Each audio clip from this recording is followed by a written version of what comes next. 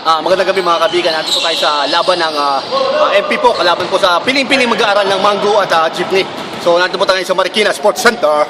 At sasabihin po natin kung ano nangyayari sa laban. So panoorin po natin ang laban. Ni Carlos Navarro.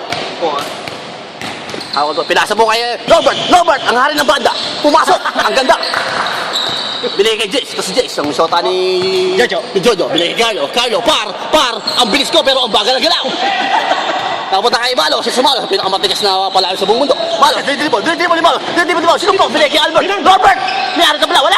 Nakapunta kay Robert, tumira na naman, nagsumang, pasok, Alvaro, Borju.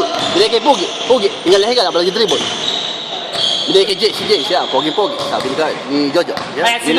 Nilapit mo mga kaibigan, sinumpa po. Yan o, tumuturo siya.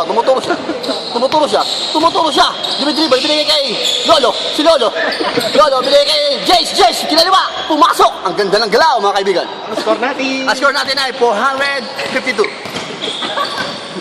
lamang ang 400. Lamang ang 400, si Jewel, sinumpong bigla!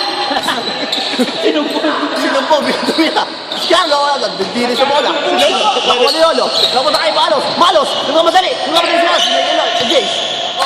Binigay kay Alvin. Nagkakiwawubs na naman. Nanakit pa. Kanya ulit. Wala. Napunta kay Par. Ang bilis ko pero ang bagal ang gala. Pasok! Time out! Ayan, si Carlos Navarro. Pinsan ni City Navarro. Carlos. Binigay kay Malos. Binigay kay... ang ganda ng gawin ni Malos. Nakuha ni Lolo. Binigay din naman kay Par. Ang bilis ang gala pero ang bagal ang kilos. Alvin, pinasa kay Par. Alvin naman, nagkakiwa na naman po. Wala. Napunta kay Jewel. Dribble ni Jewel. Mabilis pa ang bola. Jewel, tumasama si Jewel. Ang ganda ng galaw.